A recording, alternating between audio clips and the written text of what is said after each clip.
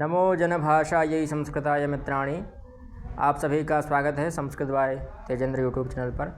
आज हम जो कर्ण का वास्तविक स्वरूप है वह आप सभी के समक्ष प्रस्तुत करने जा रहे हैं।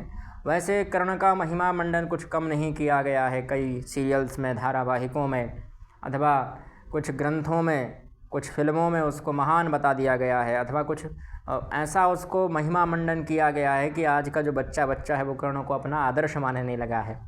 तो ऐसा बिल्कुल नहीं है कि कर्ण एक आदर्श व्यक्ति है, वह आदर्श के योग्य नहीं है। अगर होता तो हमें कोई समस्या नहीं थी। कुछ गुण सभी के अंदर होते हैं पर दुर्गुण भी होते हैं, तो आप दुर्गुणों पर ध्यान ना दें, केवल उसके सद्गुणों पर ही ध्यान दें, तो ऐसी बात बिल्कुल सही नहीं। सबसे पहला उदाहरण जो दिया जाता है, जैसे मैं अभी बात कर रहा था, एक भोजन के समय मित्र हैं हमारे, तो उनसे मैंने पूछा कि आपका कर्ण के प्रति क्या दृष्टिकोण है। तो उन्होंने कहा कि कर्ण एक अच्छा व्यक्ति था जिसकी मित्रता अतुलनीय है, उसकी मित्रता आज भी कहीं आपको नहीं मिल सकती ऐसी दूसरी मित्रता। तो दरअसल उस मित्रता के बारे में भी जान लीजिए कि कैसी मित्रता थी उसकी। जब दुर्योधन को गंधर्वों ने बंदी बना लिया था, उस समय जो आपका कर्ण था वह भाग गया था पीठ दिखाकर, तो ऐसी मित्रता थी उसकी। फिर दूसरा उसका चरित्र, तो ऐसे कई उदाहरण मिल जाएंगे जब वहाँ अपशब्दों का प्रयोग करता है। कई ऐसे महारथियों के प्रति भी उसने अपशब्दों का प्रयोग किया है, और स्त्रियों के प्रति भी अपशब्दों का प्रयोग किया है, ब्राह्मणों के प्रति भी अपशब्दों का प्रयोग किया है।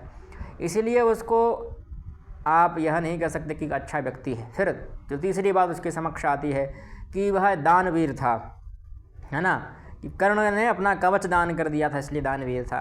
तो भैया राजा शिवी को आप याद क्यों नहीं करते, जिन्होंने अपने शरीर का मांस दान कर दिया था।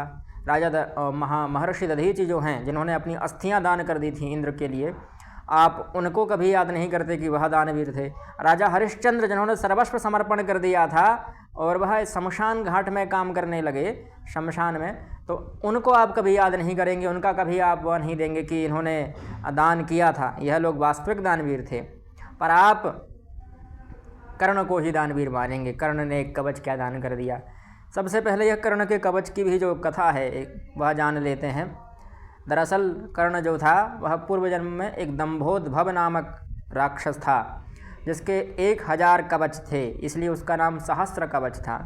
भगवान सूर्य की आराधना करके उसने आजीवन अमर होने का वरदान प्राप्त करना चाहा, किंतु भगवान सूर्य ने कहा कि ऐसा संभव नहीं है, इसलिए उसको 1000 कवच दिए। उन 1000 कवच जब वह प्राप्त किया तो फिर प्रभुता पाहि काहि मद नाही। जब प्रभुता आ जाए, समर्थ आ जाए, तो आपके पास मद तो आ ही जाता है, स्वाभाविक घमंड आ ही जाता है। तो घमंड आया तो चला गया भगवत अवतार नर नारायण के पास लड़ने के लिए। नर नारायण ने उसे क्षत विक्षत कर दिया और 999 कवच उसके ध्वस्त कर दिए। फिर अगले जन्म में वही जो एक शेष कवच बचा था, उसी शेष कवच को लेकर और कुंडल प्राप्त करके वही कर्ण के रूप में अवतीर्ण हुआ, है ना। तो वही सूर्य, इसीलिए उसको सूर्यपुत्र कहा जाता है, सूर्यांश कहा जाता है, सूर्य का ही अंश है एक प्रकार से। यह उसके बारे में एक प्रसिद्ध कथा थी।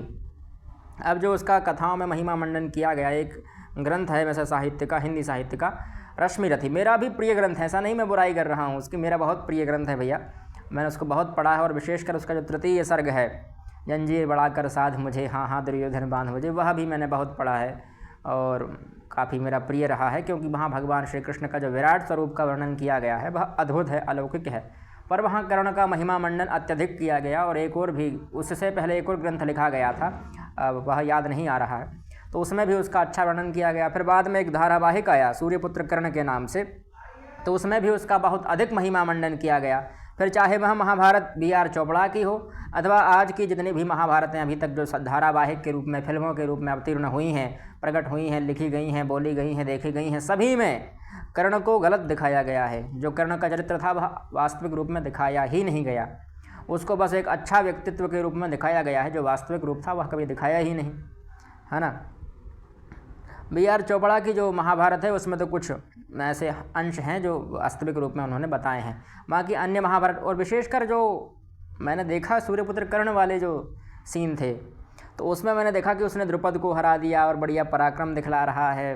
तो मैंने कहा वाह, हर कहीं उसका सूर्य कवच प्रकट होता रहा है, कभी छुप जाता है, कभी प्रकट हो जाता है। भाई अगर कवच है तो सदैव साथ में रहेगा, सब प्रकट होने और बंद होने का कोई खेल थोड़ी है ना। तो ऐसे सूर्य पुत्र आप कर्ण को, खैर वह है तो भगवदंश ही, पर हम उसका विरोध नहीं कर रहे हैं, बस उसका जो व्यक्तित्व है वह आपके समक्ष प्रस्तुत कर रहे हैं कि देखिए गुण और अवगुण सभी के अंदर होते हैं, पर आप कभी उस व्यक्ति को अपना आदर्श मत मानिए। जैसे वर्तमान में लोग रावण को अपना आदर्श मानने लगे हैं, है ना। तो रावण आपके लिए आदर्श नहीं है, आपके लिए आदर्श श्री राम जी हैं।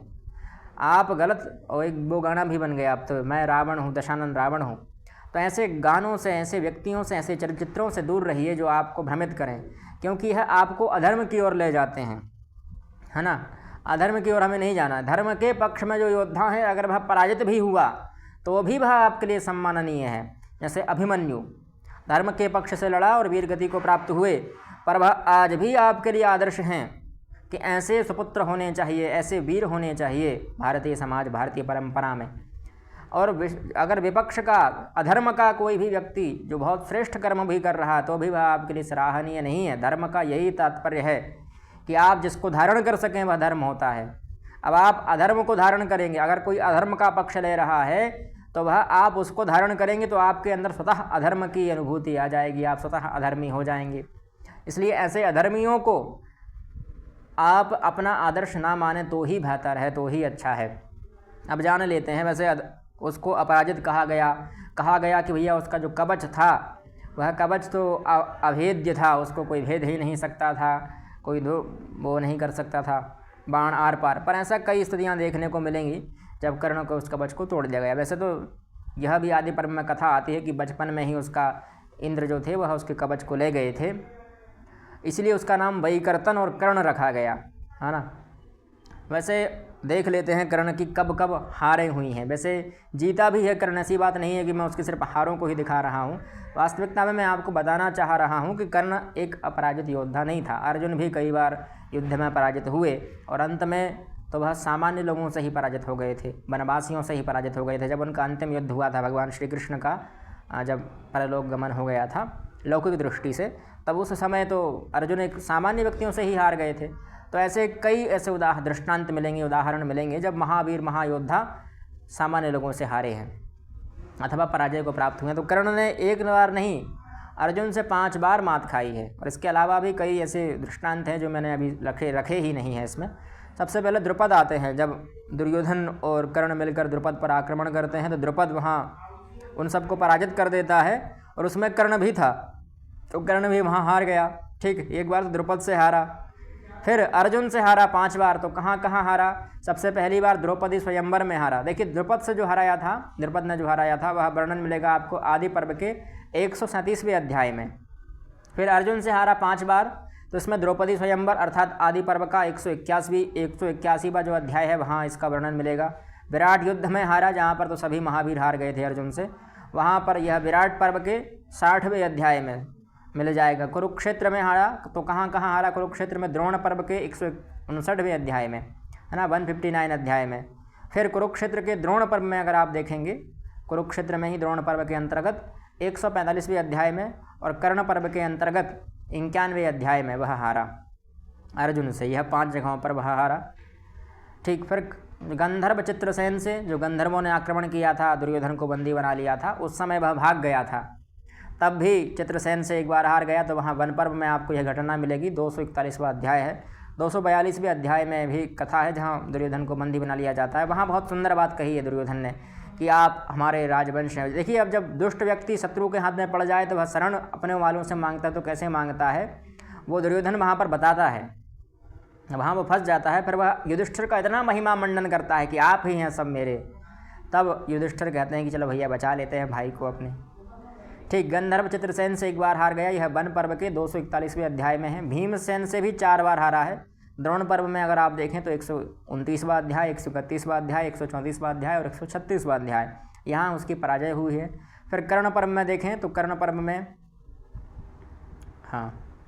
50वें अध्याय में यहाँ वह 4 बार पराजय को प्राप्त हुआ। युधिष्ठिर से भी एक बार हार गया, यद्यपि बाद में युधिष्ठिर हार जाते हैं और भाग जाते हैं मैदान छोड़कर, है ना। तो वह अलग विषय है, उस पर भी कभी चर्चा कर लेंगे। तो वहाँ कर्ण पर्व के 49वें अध्याय में यह घटना मिलती है जब युधिष्ठिर कर्ण को हरा देते हैं। फिर अभिमन्यु जो बालक है, उस अभिमन्यु से भी वह हार गए। द्रोण पर्व के अंतर्गत 40वां अध्याय जो है वहाँ इसका वर्णन मिल जाएगा। फिर जो शिष्य है अर्जुन का सात्यकी, इससे भी वह हार गए। यह कृष्ण जी के वंश का ही था, है ना, वृष्णि वंश का था।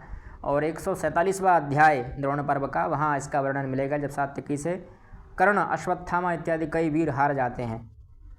सात्यकी अकेला ही उन सबको पराजित कर देता है वहाँ पर। वैसे कई महान योद्धा मिलेंगे, ऐसी बात तो नहीं है। जब अर्जुन पर भी वैष्णवास्त्र जलाया गया था, उस समय भी भगवान श्री कृष्ण नहीं होते तो अर्जुन वहीं लीला समाप्त कर देते। तो ऐसे कई उदाहरण मिल जाते हैं। ऐसा नहीं है कि वही एक श्रेष्ठ व्यक्ति है अथवा अर्जुन ही एक श्रेष्ठ व्यक्ति है। मैं कह रहा हूँ सिर्फ धर्म के व्यक्तियों को, जो धर्म में संलग्न हैं, धर्म के अनुसार अपना आचरण रखते हैं, उन व्यक्तियों को आप अपना आदर्श माने तो श्रेष्ठ है। अब देखिए, हमने प्रमाण भी दिए कि कहाँ कहाँ हारे हैं, तो हम वहाँ से उठा कर भी लाए। आपको किताबें खोलने की आवश्यकता नहीं है। सबसे पहले हमने बताया था कि द्रुपद से हारा, तो द्रुपद के जो बारे में था वो हम देख लेते हैं। द्रुपद और दुर्योधनों का युद्ध। दुर्योधन का तो यहाँ देखिए, ये दुर्योधन, विकर्ण, सुबाहु, दीर्घलोचन इत्यादि जो हैं वो क्रोध में भरकर बाणों की वर्षा करने लगे, और युद्ध में परास्त न होने वाले महान धनुर्धर द्रुपद ने अत्यंत घायल होकर तत्काल ही उनकी सेनाओं को अत्यंत पीड़ित कर दिया। अकेले द्रुपद ने ही उन सबकी सेनाओं को पराजित कर दिया था। फिर शत्रुदमन द्रुपद ने कर्ण और दुर्योधन के संपूर्ण अंगों की संधियों में पृथक पृथक 28 बाण मारे, यानी एक संधि पर 28 बाण मारे हैं। सुबाहु को 5 बाणों से घायल करके उन्होंने अनेक सहायकों से भीद डाला था, यानी उन्होंने यहाँ पर सबको पराजित कर दिया था। और फिर ये देखिए, वहाँ बालक से लेकर जो बूढ़े लोग थे, वो सभी जितने भी लोग थे द्रुपद के राज्य के, सभी लोग वहाँ युद्ध करने आए थे। और इसके बाद जो उनकी पराजय हो गई थी, फिर जो पांडव लोगों ने पीड़ित सैनिकों को रोमांचकारी आर्तनाद कान में पड़ते ही आचार्य द्रोण को प्रणाम करके रथों पर चढ़ गए थे। और फिर अर्जुन ने पांडुनंदन युधिष्ठिर से यह कहकर रोक दिया कि आप युद्ध ना कीजिए, तो युधिष्ठिर नहीं गए। उस समय अर्जुन ने मातृकुमार नकुल और सहदेव को अपने रथ के पहियों का रक्षक बनाया, और भीमसेन सदा गदा हाथ में लेकर सेना के आगे चलते थे। तब शत्रुओं का सिंहनाद सुनकर भाइयों सहित निष्पाप अर्जुन रथ की घड़घड़ाहट से संपूर्ण दिशाओं को प्रतिध्वनित करते हुए बड़े वेग से आगे बढ़े। तो यहाँ उनकी अर्जुन की बात है कि अर्जुन ने किस प्रकार अपने शत्रुओं को पराजित किया। ये देखिए, उस समय वे अलाद चक्र की भांति सब और घूमकर, कौन तो द्रुपद, जिन्होंने विकर्ण, दुर्योधन, महाबली कर्ण और अनेक वीर राजकुमार को विविध बाणों से उन्हें पराजित कर दिया था। यहाँ द्रुपद द्वारा एक बार पराजय का वर्णन मिलता है। यह 137वां अध्याय है। ठीक, यहाँ कर्ण भी पराजित हो गए थे, यानी कर्ण भी नहीं बच पाए थे। बाद में ये लोग आए, पांडव लोग, और इन्होंने उनको पराजित कर दिया था। अब यहाँ अर्जुन और भीमसेन के द्वारा कर्ण तथा शल्य की पराजय, और द्रौपदी सहित भीम अर्जुन का अपने डेरे पर जाना। यहाँ दूसरा जो है, स्वयंवर में अर्जुन ने जो हराया था, यहाँ शल्य को भी हरा दिया था और कर्ण को भी हरा दिया था, अर्जुन और भीम दोनों ने। तो यहाँ पर भी वह कहते हैं कि दोनों के मध्य में जो युद्ध होने लगता है, कर्ण आदि रणोत्मत्त क्षत्रियों को आते देख वे दोनों भाई निर्भय हो उन पर टूट पड़े, जैसे 2 मत वाले हाथी अपने विपक्षी हाथियों की ओर बढ़े जा रहे हों। फिर उन्होंने कर्ण को तोड़ मद्रराज शल्य जो हैं उनको भीमसेन से जा भिड़े। दुर्योधन आदि सभी जो भूपाल थे यानी राजा थे, उन्होंने अन्यान्य ब्राह्मणों के साथ उस युद्ध भूमि में बिना किसी प्रयास के कोमलतापूर्वक शीत युद्ध करने लगे। तब तेजस्वी अर्जुन ने अपने धनुष को जोर से खींचकर अपनी ओर वेग से आते हुए सूर्यपुत्र कर्ण को कई तीक्ष्ण बाण मारे, और कर्ण इसमें हार जाता है। और अंत में वह क्या कहता है, देखिए यहाँ हम हारने वाली बात बता देते हैं डायरेक्ट। देखिए यह कहता है, विप्रवर युद्ध में आपके बाहुबल से मैं बहुत संतुष्ट हूँ। आप में थकावट या विषाद का कोई चिन्ह नहीं दिखाई देता। सभी अस्त्र शस्त्रों को जीत कर मानो आपने काबू में कर लिया है। विप्र शिरोमणि, आप मूर्तिमान धनुर्वेद हैं, या परशुराम अथवा स्वयं इंद्र, या अपनी महिमा से कभी च्युत न होने वाले भगवान विष्णु ही हैं। मैं समझता हूँ आप इन्हीं में से कोई हैं, और अपने स्वरूप को छिपाने के लिए हैं ब्राह्मण वेश धारण करके बाहुबल का आश्रय लेकर मेरे साथ युद्ध कर रहे हैं। फिर यहाँ के बाद कहता है कि अगर मैं युद्ध में कुपित हो जाऊं तो साक्षात सचीपति इंद्र अथवा किरीटधारी पांडुनंदन अर्जुन के अतिरिक्त कोई दूसरा योद्धा है ही नहीं जो मेरा सामना कर सकता हो इस धरातल पर। कर्ण के ऐसा कहने पर अर्जुन ने उसको उत्तर दिया, कर्ण, ना तो मैं धनुर्वेद हूँ और ना ही प्रतापी परशुराम। मैं एक ब्राह्मण हूँ जो गुरु का उपदेश पाकर ब्रह्मास्त्र और इंद्रास्त्र दोनों में पारंगत हो गया हूँ। तो यहाँ पर वह अपनी कथा बता रहे हैं और यहाँ पर भी जो कर्ण है और शल्य दोनों पराजित हो जाते हैं। द्रौपदी स्वयंवर में उसकी हार हो जाती है। ठीक है, अब आगे चलते हैं।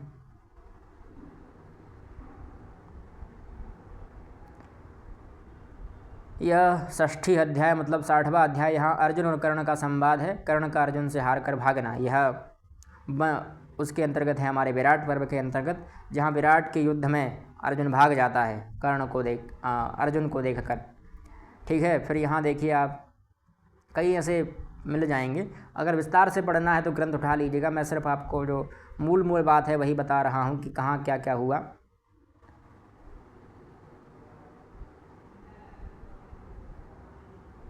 ये देखिए, कर्ण से उपर्युक्त बातें कहकर उन्होंने कवच को भी, जो उसका कवच था, उसको विदीर्ण कर देने वाले बाण छोड़ते हुए उसकी ओर जोर से छोड़ दिए, यानी बड़े उसकी ओर मतलब छोड़ दिए।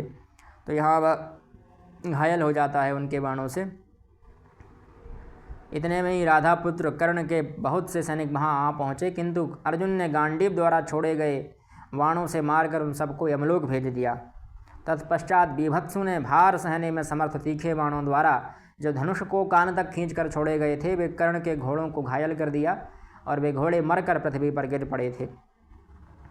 यानी कर्ण को वहाँ बहुत बुरी तरीके से पछाड़ दिया था। कर्ण को मूर्छा आ गई थी। अगर वह चाहता तो कर्ण को यही मार देता, पर उसने नहीं मारा। मूर्छित व्यक्ति को युद्ध में नहीं मारा जाता। कर्ण को उस चोट से भारी वेदना हुई और वह युद्ध भूमि को छोड़कर उत्तर दिशा की ओर भाग गया, यानी वह अर्जुन को देखकर भाग जाता है। अर्जुन और उत्तर उसका सारथी था अथवा राजकुमार, ठीक, तो वे दोनों महारथी ज़ोर ज़ोर से सिंहनाद करने लगते हैं। सिंहनाद मतलब ज़ोर ज़ोर से चिल्लाने लगते हैं। अब अगला जो है, दूसरे कर्ण अर्जुन युद्ध में अर्जुन के बाणों से सूर्यपुत्र कर्ण का कवच भी विदीर्ण हो जाता है। ठीक है, यहाँ आप देख सकते हैं,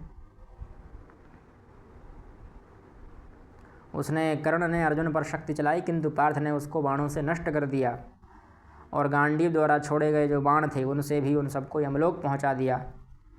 ऐसे कई उदाहरण मिलते जाएंगे आपके लिए, आप जब महाभारत का अध्ययन करेंगे। यह गोहरण पर्व वही 6ठीतम अध्याय है। अब यहाँ समाप्त होता है। अब अश्वत्थामा को कर्ण को मारने के लिए उद्यत होना, दुर्योधन का उसे मनाना, पांडवों और पांचालों का कर्ण पर आक्रमण, कर्ण का पराक्रम, अर्जुन के द्वारा कर्ण की पराजय और दुर्योधन का अश्वत्थामा से पांचालों के वध के लिए अनुरोध। तो यहाँ पर कुछ आपस में भी झगड़त हो जाती है अश्वत्थामा और कर्ण की। उसके बाद दुर्योधन समझाता है कि हे ब्राह्मण श्रेष्ठ, ऐसा मत करिए, तब जाकर अश्वत्थामा मानता है और फिर बाद में कर्ण भी पराजित हो जाता है अर्जुन से। ठीक है, ये देखिए यहाँ, ये देखिए,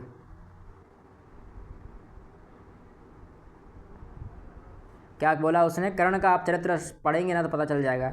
यह दुर्बुद्धि एवं नीच ब्राह्मण बड़ा शूरवीर बनता है, युद्ध की श्लाघा रखता है, तुम इसे छोड़ दो, आज यह मेरे पराक्रम का सामना करे। अब देखिए, अश्वत्थामा नामक व्यक्ति जो भविष्य में व्यास बनेगा, जो अश्वत्थामा है वही भविष्य में व्यास बनेगा, और उस अश्वत्थामा को वह कह रहा है दुर्बुद्धि और नीच ब्राह्मण। यह उसकी जो वक्तव्य शैली है, इस पर ध्यान दीजिए आप।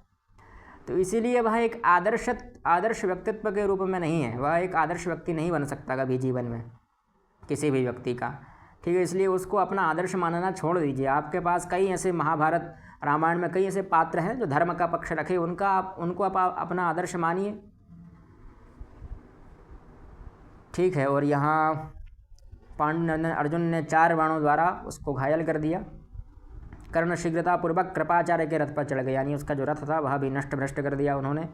फिर अर्जुन के बाण समूहों से पीड़ित और व्याप्त होकर वह कांटों से भरे हुए शाही के समान जान पड़ता था। एक शाही जीव होता है जिसका जो कांटा होता है वो तंत्र क्रियाओं में काम में आता है। वो ऐसा उसके पीठ पर ऐसे कांटे लगे होते हैं, अगर आपने कभी देखा हो तो उसके जो कांटे हैं वही काम में आते हैं। तो शाही के समान दिखना पड़ा, ऐसा ही उसका शरीर हो गया था, और उसमें कांटे मतलब अर्जुन के बाण थे वो भिद गए थे। खैर, उसकी वीरता तो थी कि वह इतने बाणों को झेलने के बाद भी लड़ रहा था, खड़ा था, यह तो उसकी वीरता थी। ऐसे सभी योद्धाओं को मिलेगा कि हजारों लाखों बाण उनके शरीर के अंदर घुस गए हैं, फिर भी वह खड़े हुए हैं। ठीक, उन्हें भागते देख राजा दुर्योधन ने उन्हें लौटाया। उस समय उनसे यह बात कही, क्षत्रिय शिरोमणि शूरवीरों, ठहरो, तुम्हारे भागने की कोई आवश्यकता नहीं है।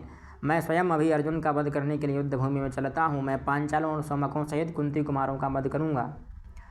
यह कहकर भैया दुर्योधन लड़ने आ गए। तो यहाँ भी कर्ण की पराजय हो गई। अब अर्जुन का जयद्रथ पर आक्रमण, कर्ण और दुर्योधन की बातचीत, कर्ण के साथ अर्जुन का युद्ध और कर्ण की पराजय, सब योद्धाओं के साथ अर्जुन का घोर युद्ध और अर्जुन सबको पराजित कर देता है। वहाँ भी यहाँ भी देख लीजिए कि दुर्योधन है, कर्ण है, वृषसेन है, मद्रराज, शल्य हैं, अश्वत्थामा हैं, कृपाचार्य हैं और सिंधुराज, जयद्रथ, ये सभी लोगों को अकेला अर्जुन परास्त कर देता है।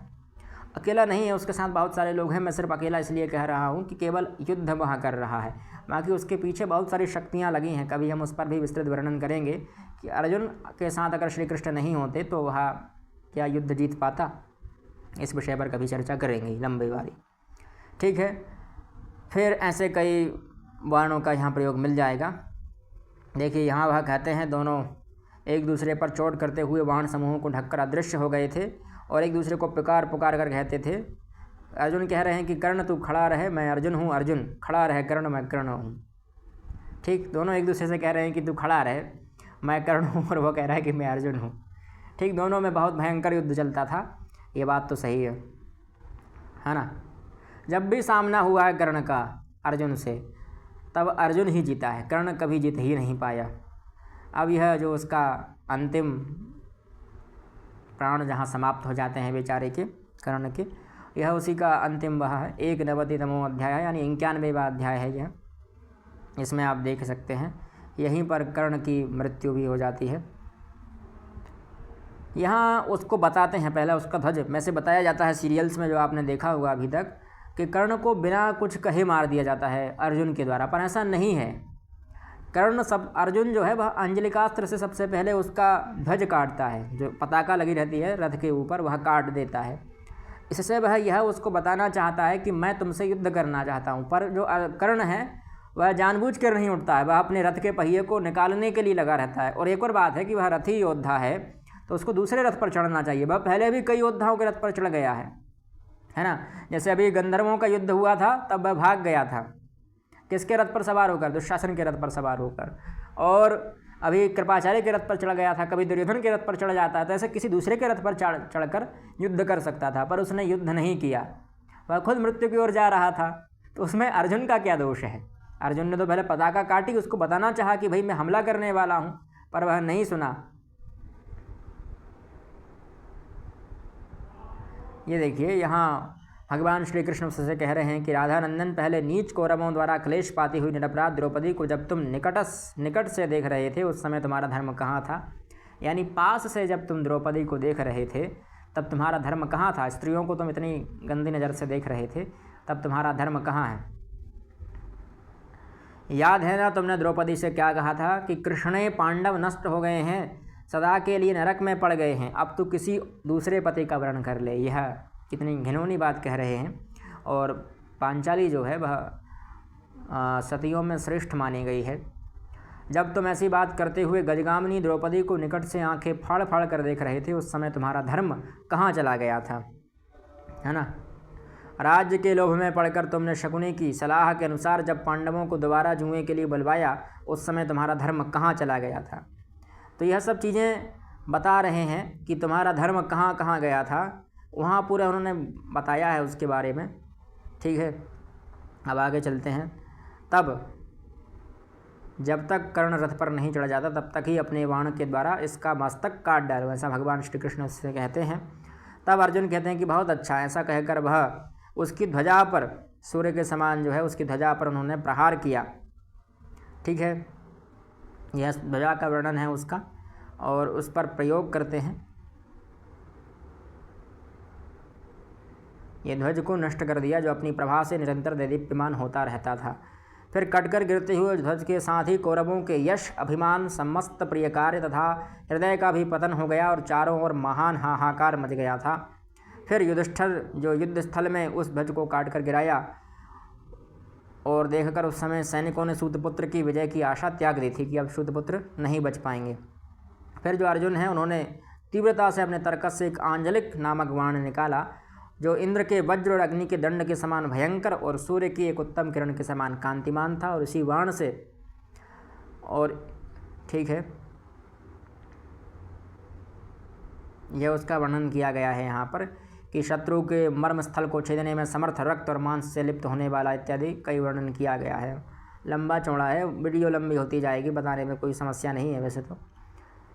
बाण को धनुष पर रखा और महान दिव्यास्त्र से अभिमंत्रित करके तुरंत ही गांडीव को खींचते हुए कहा कि हम यह महान दिव्यास्त्र से प्रेरित महाबाण शत्रु के शरीर, हृदय और प्राणों का विनाश करने वाला है। यदि मैंने तप किया हो, गुरुजनों को सेवा द्वारा संतुष्ट रखा हो, यज्ञ किया हो, हितैषी मित्रों की बातें ध्यान देकर सुनी हो, तो इस सत्य के प्रभाव से यह अच्छी तरह संधान किया हुआ बाण मेरे शक्तिशाली शत्रु का जो कर्ण है उसका नाश कर डाले। ऐसा कहकर धनंजय ने उस बाण को कर्ण के वध के लिए छोड़ दिया था। और फिर वहाँ पर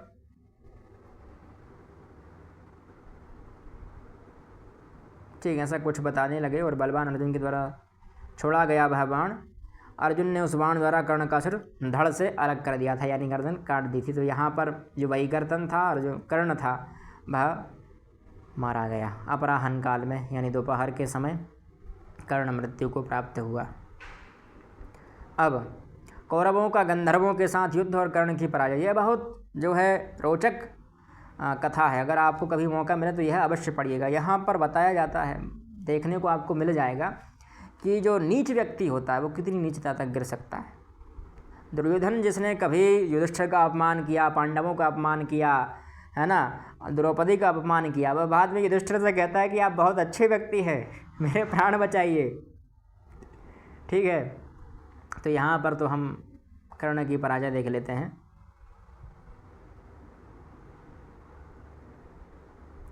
कौरवों और गंधर्वों के साथ युद्ध और कर्ण की जो भयंकर पराजय इसमें हो जाती है। और वहाँ पर वह गया क्यों था दुर्योधन, इसके विषय में भी अगर आप जानना चाहें तो जो कर्ण था वह दुर्योधन जो था वह वहाँ पर दिखाने गया था कि हम इस प्रकार का वैभवपूर्ण जीवन जी रहे हैं और तुम लोग कहाँ ये वनों में पड़े हो। वहाँ उन पांडवों को दिखाने ही गया था वह, उसका कोई अच्छा लक्ष्य नहीं था वहाँ पर घूमने फिरने का। ठीक है, ये उन्होंने जो उसकी गंधर्वों की सेना थी उन्होंने उसको घेर लिया था कर्ण को, और चारों ओर से उस पर तलवार, पट्टिस, चूल और गदा द्वारा प्रहार प्रारंभ कर दिया था। और कर्ण के जो घोड़े हैं उनको यमलोक पहुंचा दिया और सारथी को भी मार गिराया। फिर कर्ण के जो रथ था उसको भी तिल तिल करके काट दिया। तब जो कर्ण था वह हाथ में तलवार ढाल लिए रथ से कूद पड़ा और विकर्ण के रथ पर बैठकर अपने प्राण बचाने के लिए घोड़ों को जोर जोर से हाँकने लगा, यानी खुद ही रथ चलाने लगा ताकि बच जाऊँ मैं भैया गंधर्वों के प्रहार से। देख रहे हैं यहाँ कहाँ गई उसकी मित्रता। मित्र तो वो होता है जो दुर्योधन के आगे अड़ जाता। वो एक मैंने सीरियल देखा था, सीरियल में बड़ी अच्छी बात थी वो, जब स्वयंवर की ही शायद बात है, अर्जुन जो है बाण निकाल लेते हैं दुर्योधन के ऊपर तो कर्ण सामने आ जाता है और उसका सूर्य कवच प्रकट हो जाता है। भैया अद्भुत था। तो मैंने कहा यार क्या बात है, क्या बात। अब कहाँ गई कर्ण की जो मित्रता थी। आप कर्ण की मित्रता को जो देते हैं कि भाई कर्ण की मित्रता, कर्ण की मित्रता, कहाँ गई कर्ण की मित्रता। रथ को हाँक कर भाग गया वो कर्ण, ऐसा मित्र था। इससे अच्छी तो हमारे श्री कृष्ण और सुदामा जी की मित्रता थी, है ना। कई ऐसी मित्रता का परिचय मिल जाएगा। श्री कृष्ण और अर्जुन की मित्रता थी, पर नहीं, लोगों को तो वही अधार्मिक, जो अधार्मिक चीज़ें हैं वही पसंद आने लगे हैं। और एक और मैं देख रहा था अभी इंस्टाग्राम पर, मैंने एक पेज देखा, इतना मुझे क्रोध आया उस पेज को देखकर कि उसमें उन्होंने अधर्मी लोगों को अपना आदर्श मान लिया है। वहाँ दुर्योधन की तारीफ़ कर रहे हैं कि दुर्योधन अगर ऐसा होता तो क्या होता, दुर्योधन ये कर रहा है तो इन लोगों को ये दिक्कत हो रही है। कर्ण का ये तारीफ़ कर रहे हैं, रावण की तारीफ़ कर रहे हैं, कुंभकर्ण की तारीफ़ कर रहे हैं, तो अधर्मी लोगों की तारीफ़ कर रहे हैं। तो यह इंस्टाग्राम पर भैया जो भेजे जा रहे हैं आपके लिए रील्स वगैरह इत्यादि, देखकर इनको संभाल कर इनका प्रयोग कीजिए, क्योंकि म्लेच्छों द्वारा, विदेशियों द्वारा और जो अधर्मियों लोगों द्वारा यह षड्यंत्र चल रहे हैं कि आपके धर्म को किस प्रकार से नष्ट किया जा सके, है ना। तो इस प्रकार से ऐसा नष्ट हो जाएगा आपका धर्म। इसलिए इंस्टाग्राम पर जो भी आप रील देखते हैं, पोस्ट देखते हैं, वीडियो देखते हैं, उसकी समीक्षा करें भली भांति, क्या है यह हमारे शास्त्रों में उल्लिखित है। जो अधार्मिक व्यक्ति है उसका कभी साथ ना दें, अधर्मी व्यक्ति के सदैव विरोध में रहें। ठीक, अब आगे चलते हैं। यहाँ कुछ और चीज़ मैं आपको बताना चाह रहा था।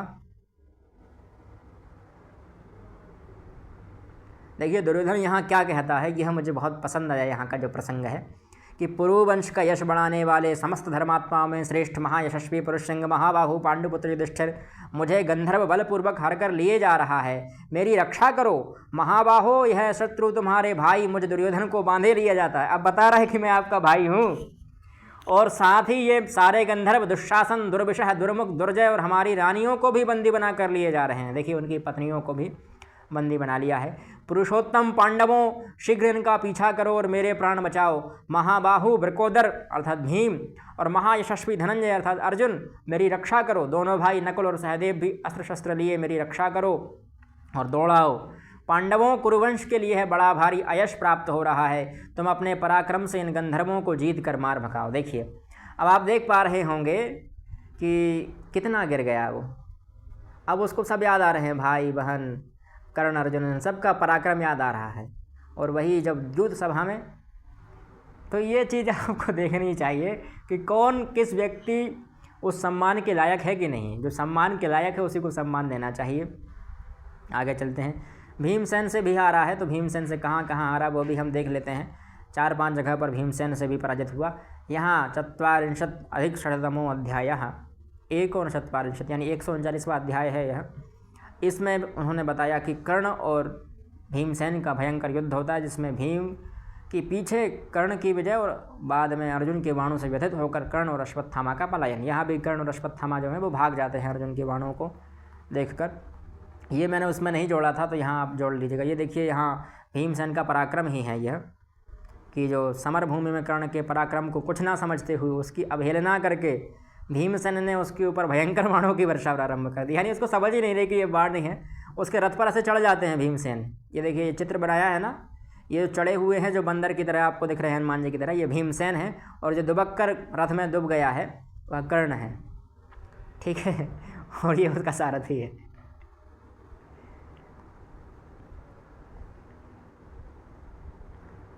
ठीक है, एक दूसरे का स्पर्धा रखने वाले महाबली वीर परस्पर वर्षा ऋतु में गर्जना करने वाले 2 मेघों के समान गरज रहे थे।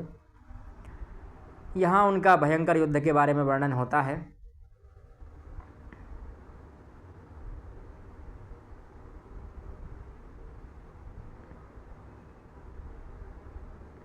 यहाँ जो है अर्जुन अपने बाणों से कर्ण को शरीर में बाण भर देते हैं। जैसे हंस जो है वह क्रौंच पर्वत की गुफाओं में समा जाते हैं, उसी प्रकार से अर्जुन के बाण कर्ण के शरीर में चले गए थे।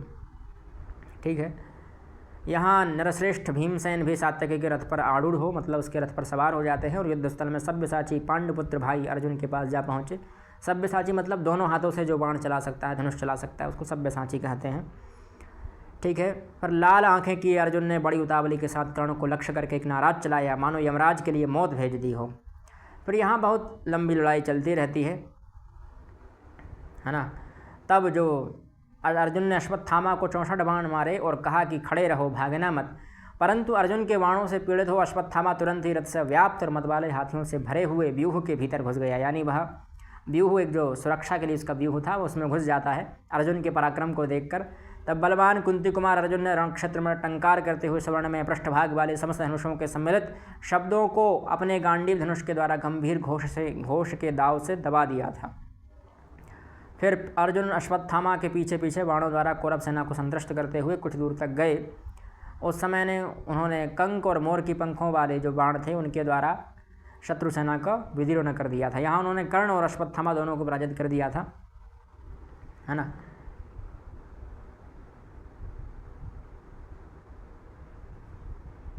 ये देखिए यहाँ कर्ण मरने ही वाला था ये, पर बच गया था। किसकी वजह से? अश्वत्थामा की वजह से। उसने क्या कहा था?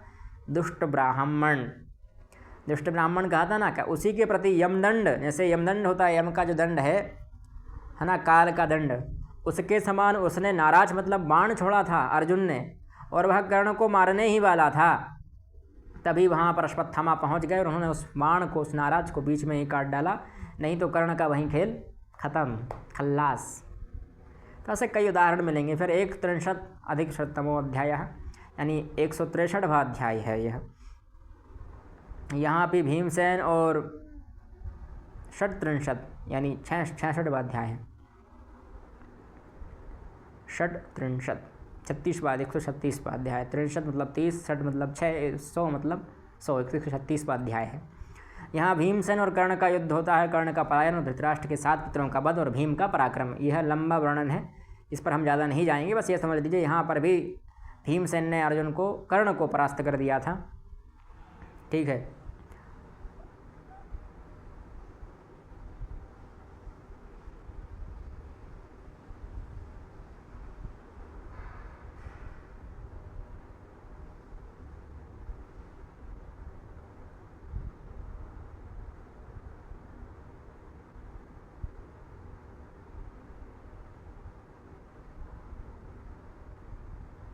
ये देखिए, भरतनंदन जो है उन्होंने सहस्त्रों बाणों से पराक्रमी पांडुपुत्र भीम ने कर्ण को आच्छादित कर दिया था। भरतनंदन मतलब धृतराष्ट्र से कह रहे हैं संजय जी। अब अगला 34+अधिक अध्याय यानी 134वां अध्याय। यहाँ भी भीम और कर्ण का युद्ध होता है। धृतराष्ट्र पुत्र दुर्मुख का वध होता है और कर्ण भाग जाता है यहाँ, ठीक है।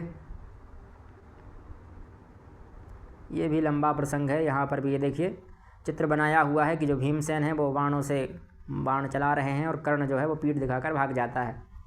तो भीमसेन ने उसको कई बार ऐसे छोड़ दिया है कि भैया यह मेरे भाई का कलेवा है, मेरे भाई का भाग है, मेरा भाई इसको मारना चाहता है अर्जुन, इसलिए मैं इसको ना मारूं। नहीं तो कई बार वह उसको मारना चाहते थे पर नहीं मार पाए, जो भीमसेन है वह भी, है ना।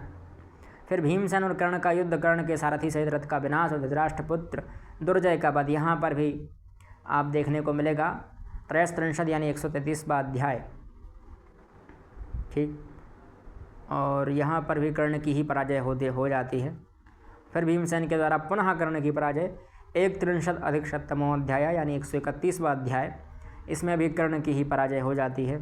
यह लंबा प्रसंग है, मैं आपको संक्षिप्त में बता रहा हूँ। और हम महाभारत की वीडियो भी बनाते रहते हैं, ऑडियो बुक जिसको कहते हैं, वहाँ पर हिंदी अनुवाद ही सुना रहे हैं, तो आप उनको भी सुन सकते हैं और अपने धर्म का ज्ञान वर्धन कर सकते हैं। कई पुराणों का भी हम प्रयास कर रहे हैं, जितना समय मिल पाता है उतना हम प्रयास करते हैं उस विषय के लिए, ठीक। और यहाँ भी कर्ण की जो है पराजय हो जाती है।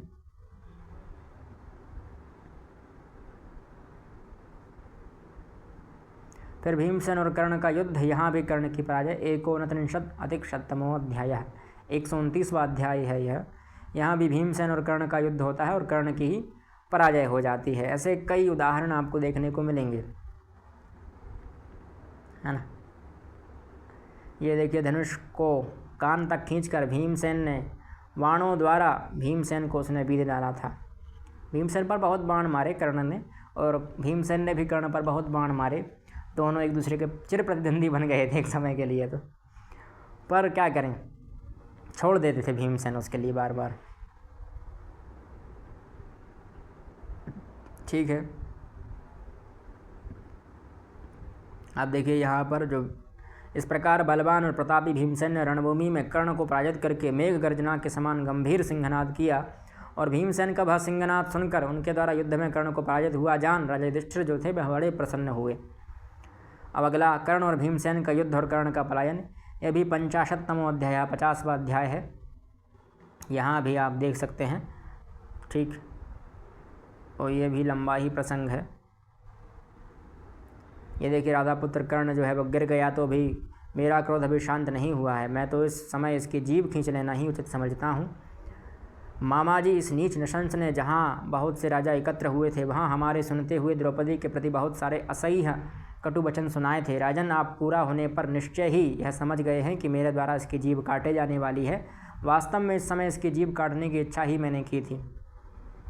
केवल राजा युधिष्ठिर का प्रिय करने के लिए मैंने आज तक प्रतीक्षा की। महाराज, आपने जो युक्तियुक्त बात मुझसे कही उसे कड़वी दवा के समान मैंने ग्रहण कर लिया है, क्योंकि यदि अर्जुन की प्रतिज्ञा भंग हो जाएगी तो वे कभी जीवित नहीं रह सकेंगे और उनके नष्ट होने पर श्री कृष्ण सहित हम सब लोग भी नष्ट हो ही जाएंगे। तो अर्जुन जो थे वह कर्ण को मारने वाले थे। कर्ण के चिर प्रतिद्वंदी थे, इसलिए उन्होंने नहीं मारा। यहाँ पर वह चाहते तो कर्ण को मार सकते थे और कर्ण की जिह्वा भी काटना चाहते हैं, पर रुक जाते हैं कि भाई हमारा जो भाई है, छोटा भाई अर्जुन, वह मारना चाहता है, इसलिए उन्होंने नहीं मारा था, ठीक है। अब आगे चलते हैं। यहाँ कर्ण और युधिष्ठिर का संग्राम, कर्ण की मूर्छा, कर्ण द्वारा युधिष्ठिर की पराजय और तिरस्कार, पांडवों के हजारों योद्धाओं का वध और रक्त नदी का वर्णन, पांडव महारथियों द्वारा कौरव सेना का विध्वंस और उसका पलायन। यहाँ लंबा चौड़ा प्रसंग है। यहाँ पहले युधिष्ठिर जी जीत जाते हैं, फिर कर्ण हार जाता, फिर कर्ण जीत जाता है, ऐसा प्रसंग आता है। ना कर्ण युधिष्ठिर का संग्राम, कर्ण की मूर्छा, कर्ण द्वारा युधिष्ठिर की पराजय और तिरस्कार तथा पांडवों के हजारों योद्धाओं का वध। अच्छा, ये फिर से वही आ गया।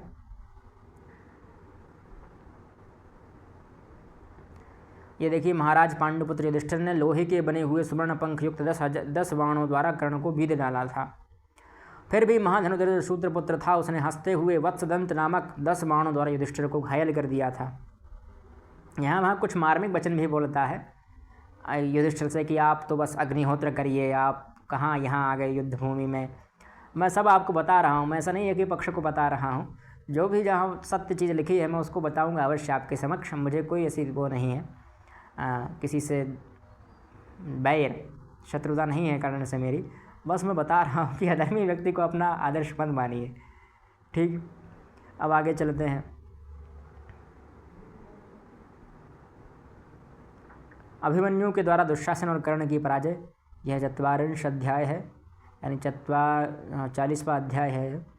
यहाँ भी वह पलायन कर लेता है।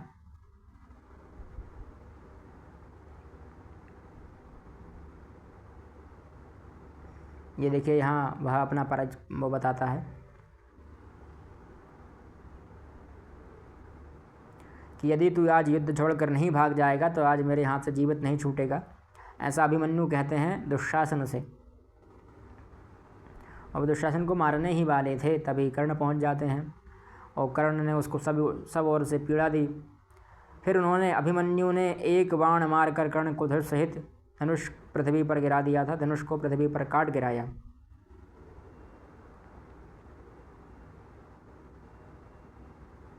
कर्ण जब संकट में पड़ गए तो उनका जो छोटा भाई सुद्रुण धनुष हाथ में लेकर तुरंत ही सुभद्रा कुमार का सामना करने के लिए पहुंच गया। उस समय कुंती के सभी पुत्र और उसके जो अनुगामी सैनिक थे वे जोर जोर से गरजने लगे, बाजे बजाने लगे और अभिमन्यु की भूरी भूरी प्रशंसा करने लगे। ठीक है, अब अर्जुन के बाणों से कृपाचार्य का मूर्छित होना, अर्जुन का खेद, कर्ण और सात्यकी का युद्ध और कर्ण की पराजय। यहाँ अंतिम जो है सात्यकी से कर्ण की पराजय का होना, यह बताया गया है। अब यहाँ सात्यकी जो थे वे वीर बरसूत पुत्र कर्ण के रथहीन कर दिए जाने पर सारा सैन्य दल सब ओर से व्याकुल हो उठा और किसी को कुछ सूझ नहीं पड़ता था। फिर सात्यकी के बाणों से रथहीन किया गया कर्ण भी लंबी सांस खींचता हुआ तुरंत ही दुर्योधन के रथ पर जा बैठा। अब यहाँ दुर्योधन के रथ पर चढ़ गया, तो वहाँ क्यों नहीं चढ़ा भैया जब तुम्हारा रथ का पहिया फंस गया था। ऐसे कई उदाहरण हैं, पर वह कर्ण की मृत्यु आ गई थी, उसके सिर पर मृत्यु नाच रही थी, इसलिए वह नहीं चढ़ पाया था, है ना। देखिए, अब यहाँ बताते हैं कि कर्ण आदि जो श्रेष्ठ महारथी योद्धा थे उन्होंने सात्यकी को मारने का पूरा प्रयत्न किया, परंतु वे उसे मार नहीं सके थे, क्योंकि वह एक शक्तिशाली योद्धा था। कौन कौन से योद्धा थे वहाँ पर, तो ये भी बता रहे हैं कि अश्वत्थामा था, कृतवर्मा था, अन्यान्य महारथी और सैकड़ों क्षत्रिय शिरोमणि सात्यकी द्वारा एकमात्र धनुष से परास्त कर दिए गए। यानी अकेला सात्यकी ने ही इन सब योद्धाओं को परास्त कर दिया था। शत्रुओं को संताप देने वाले सात्यकी श्री कृष्ण और अर्जुन के समान पराक्रमी थे। उन्होंने आपकी सारी सेनाओं को हंसते हुए से जीत लिया था, यानी हंसते हंसते मजाक मजाक में पूरी सेना जीत लिया था। संसार में श्री कृष्ण, कुंती कुमार अर्जुन और शनि पौत्र सात्यकी, ये तीन ही वास्तव में धनुर्धर हैं, इनके समान चौथा कोई नहीं है। ये संजय जी कह रहे हैं। नर व्याघ्र मतलब नरों में जो व्याघ्र के समान है धृतराष्ट्र। संसार में श्री कृष्ण और कुंती कुमार अर्जुन और शनि पौत्र सात्यकी जो हैं, ये तीन ही वास्तव में धनुर्धर हैं, धनुष विद्या को जानने वाले हैं। इनके समान चौथा कोई संसार में नहीं है। फिर धृतराष्ट्र ने पूछा कि संजय, सात्यकी युद्ध में भगवान श्री कृष्ण के समान है, उन्होंने श्री कृष्ण के ही अजेय रथ पर आरूढ़ होकर कर्ण को रथहीन कर दिया। उस समय उनके साथ दारुक जैसा सारथी था, उन्हें अपने बाहुबल का अभिमान तो था ही, परंतु शत्रुओं को संताप देने वाले सात्यकी क्या किसी दूसरे रथ पर भी आरूढ़ हुए थे? मैं यह सुनना चाहता हूँ। इत्यादि कई लंबी घटनाएं हैं। ये सब महाभारत पढ़ते रहेंगे आप लोग तो आपको थोड़ा बहुत ज्ञान आएगा। आप श्रवण भी कर सकते हैं, समय नहीं है। यहाँ क्या हुआ, कुछ विशेष बात है? हाँ, वही जो मैं आपको बता चुका हूँ, वही विशेष बात थी। इसको मैंने हाईलाइट भी किया था कि श्री कृष्ण, अर्जुन और सात्यकी ये तीन ही वास्तविक में धनुर्धर हैं, इनके समान चौथा कोई नहीं है। यहाँ भी सात्यकी से अश्वत्थामा, कृतवर्मा और कर्ण ये सभी हार गए थे, एक अकेला ही व्यक्ति उन सभी को हरा दिया था। तो यहाँ आपने देखा कि किस प्रकार से कर्ण की पराजय हुई। कई स्थानों पर ऐसा वर्णन देखने को आप लोगों को मिल गया।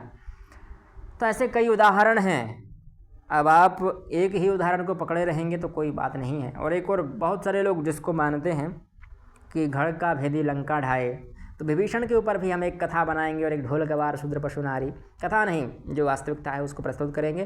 ढोल गवार शूद्र पशु नारी जो ये है चौपाई है जो विवादित है, इसके ऊपर भी एक संक्षिप्त अथवा विस्तृत प्रयोग करेंगे हम, जो भी बुद्धि से हमारा हो पाएगा उत्तर देने का प्रयास करेंगे। कई विषय हैं हमारे समक्ष, समय का अभाव है, समय नहीं मिल पाता, कई लंबे लंबे विषयों में उलझा रहता हूँ। मैं भी छात्र हूँ, छात्र जीवन में संलग्न रहता हूँ, तो उतना समय नहीं मिल पाता है, पर फिर भी हम प्रयास करते रहते हैं। थोड़े बहुत के माध्यम से ही एक दिन अवश्य आप लोगों के समक्ष जो संस्कृति का ज्ञान है, संस्कृत का ज्ञान है, वो अवश्य पहुँचेगा। ठीक है, और हमारा जो संस्कृत बाय तेजेंद्र चैनल है उसको भी सब्सक्राइब करें, शेयर करें, लाइक करें वीडियो को। और जो सनातन शंखनाद है, हम इन दोनों पर वीडियो डालते रहते हैं। अगर संस्कृत सीखनी है तो संस्कृत बाय तेजेंद्र को सब्सक्राइब करें, और सनातन के बारे में जानना है तो सनातन शंखनाद है ही, यहाँ भी हम लगातार डालते रहते हैं। यद्यपि यह चैनल मैं थोड़ा कम चलाता हूँ, वह वाला थोड़ा अधिक चलाता हूँ, क्योंकि संस्कृत के प्रचार के लिए मैं अधिक तत्पर हूँ। संस्कृति के लिए भी हूँ, पर संस्कृति के लिए थोड़ा कम समय बच पाता है मेरे लिए, क्योंकि संस्कृत छात्र हूँ। मेरा दायित्व है कि जिस विषय का मैं हूँ उस विषय का उत्थान करूँ, तो इसलिए थोड़ा संस्कृत में हम अधिक संलग्न हैं। और संस्कृत से ही संस्कृति उत्पन्न हुई है, अथवा संस्कृति से ही संस्कृत बची हुई है, दोनों एक दूसरे पर आधार हैं। इसलिए हम संस्कृति बचाने के लिए भी तत्पर हैं और उसके उत्थान के लिए भी निरंतर प्रयासरत हैं। जो भी आप लोग हमें सुझाव देंगे, समीक्षाएँ देंगे, हम उनका स्वागत करते हैं। बिल्कुल, आप यह मत समझिएगा कि मेरा यह पक्ष था। यह हमने महाभारत के अनुसार बताया है, किसी भी अन्य पुराण, अन्य ग्रंथ का हमने आश्रय नहीं लिया। मूल महाभारत जो गीता प्रेस से प्रकाशित है, उसी महाभारत से लिया गया है। प्रमाण दिया है कि इस अध्याय में यह बात है, इस अध्याय में यह बात है। ठीक है, यहाँ यह सब चीज़ें आप स्वयं भी देख सकते हैं, और नहीं देख पा रहे हैं तो हमने यहाँ आपको सब बता दिया है। और हम लोग वीडियो अपलोड करते ही रहते हैं, तो आप महाभारत सुनते रहिए, अन्य पुराणों का भी श्रवण करते रहिए यथा समय, क्योंकि पढ़ना ना हो पाए तो श्रवण ही ठीक है। ठीक है, हम मिलते हैं अगली वीडियो में, तब तक के लिए जयतु भारतम, जयतु संस्कृतम।